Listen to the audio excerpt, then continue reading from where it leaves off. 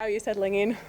Yeah, very good. Yeah, so just been over here a week so far. So and yeah, already the boys have been really welcoming, and training's been tough but really good. So very well. Families around. Is it nice to have them here? Yeah, so they got in here late last night. We got a new players induction on the weekend, and yeah, they'll stay for the weekend. So it's good to see them, and probably have some lunch with them or something. So it'll be good to catch up. Are you just glad? I mean, I suppose it's been well documented. You missed out night one of the draft, got picked up early on night two. You said at the time that you had a bit of a chip on your shoulder, that you wanted to sort of make the teams that overlooked your pay. Do you still feel like that, or do you feel like now that you're at a club, the draft number doesn't really matter?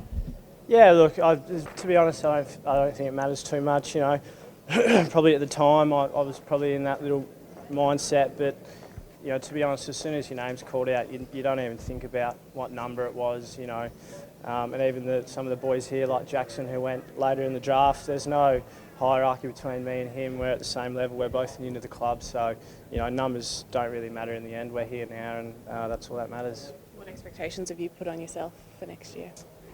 Yeah, well, I'm sort of just trying to take it as it goes. I'm trying not to think too far ahead, and I don't want to set the bar too high or too low. It's sort of just take every session as it comes, and obviously going to be trying my best. And if I play some games, that's great. But I understand that the midfields will be very hard to crack into, and if I have to spend some time in the NEFL, that's fine as well. But I'll be training hard and doing everything possible. How's the shoulder?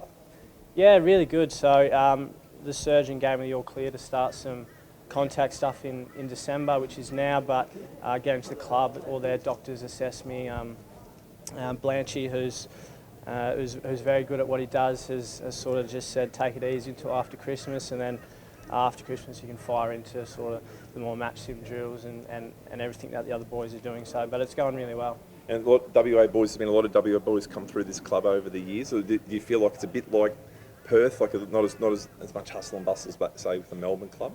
Yeah, so it's in that sense it's really good because we have a lot of interstate players. I think there's only 4 or 5 boys from Queensland. So the boys that move over here, you find that everyone's really close because you don't sort of know many people, so everyone sort of hangs out together. Whereas some of the Melbourne clubs, you have a boy from Melbourne who's drafted and he's got all his mates there, so you probably tend to hang out with them a bit more. But here it's more like a bit of a family, it feels like. We're all in this together. We all moved away from our own families, and we're all trying to, keep each other company. So it's been really good. On that, how's your new roommate going? Lachie, yeah, he's very good. I've got the bargain there, move in with him, and he's got a pretty nice house, and his wonderful wife Jules is looking after us very well. So it's been really good. Have you got your own dishwashing duties or anything like that? We've all been chipping in, doing our little bit, but usually washing the dishes is just chucking the Uber Eats stuff in the bin. So. Don't tell the coach that. Well, and to be like living in close quarters with him too, like he's such a star player of the competition, so you can just learn on and off the field stuff with his habits and his professionalism too, can't you? Yeah, absolutely. I mean, I sat down with him, training had finished and was getting ready to go home, and I found him watching some vision in the sort of computer area. So I sat down with him for about half an hour and watched one of his games. He sort of was talking me through what he was thinking at the time, what he could have done better, what he was doing well, sort of some little tricks around the stoppage that he likes to use. So yeah, already that's been really valuable for my midfield craft, and then the other side of it as well, seeing how he goes about his stuff at home is really valuable as well. So yeah.